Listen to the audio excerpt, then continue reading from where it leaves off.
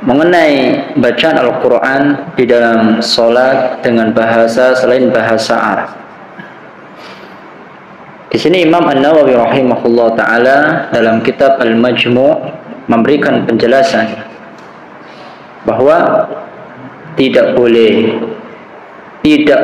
membaca Al-Quran dengan bahasa selain bahasa Arab. Kata Imam An-Nawawi dalam Majmu'. Baik itu seorang yang memang mampu berbahasa Arab maupun tidak. Baik bacaan tersebut di dalam sholat maupun di luar sholat. Ya, maka tidak boleh membaca Al-Quran dengan bahasa selain bahasa Arab. Okay.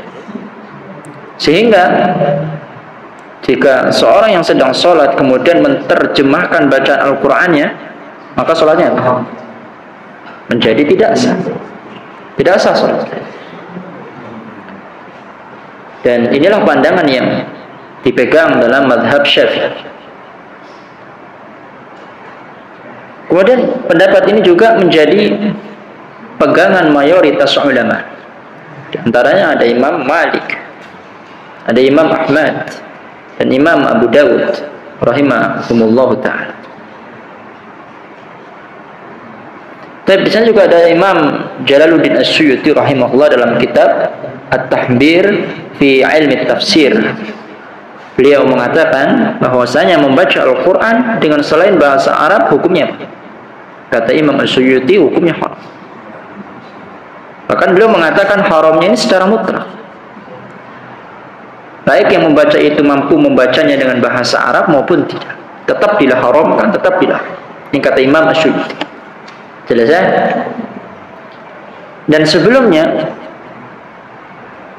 ya tentang pembahasan ya tentang seseorang yang tidak mampu membaca Al-Fatihah, kita sampaikan di sana sebuah riwayat dari Sunan At-Tirmidzi rahimahullah bahwa Rasulullah SAW pernah mengoreksi sholat seseorang yang dimana orang ini tidak memenuhi persyaratan sahnya sholat.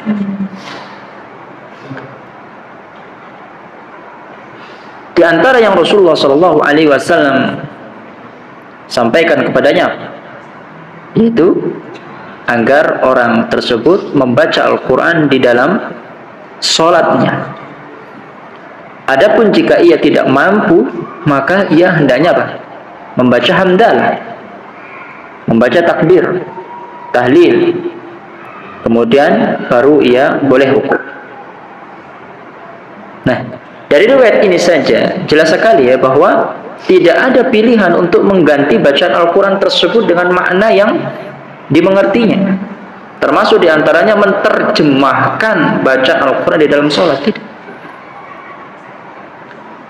Dan juga sebagaimana diketahui bahwa Al-Quran adalah lafaz yang berbahasa Arab yang diturunkan kepada Nabi SAW, dan Allah Subhanahu Wa Taala berfirman, ya, bahwa sesungguhnya kata Allah Subhanahu Wa Taala, kami menurunkan Al-Quran ya dengan bahasa Arab. Ya, disebutkan oleh Allah Subhanahu Wa Taala dalam surat Yusuf ayat 3. Dan banyak sekali firman Allah Subhanahu Wa Taala yang menjelaskan bahwa Al-Quran turun dengan bahasa Arab. Maka terjemahan Al-Quran di luar bahasa Arab tidak dapat disebut sebagai Al-Quran.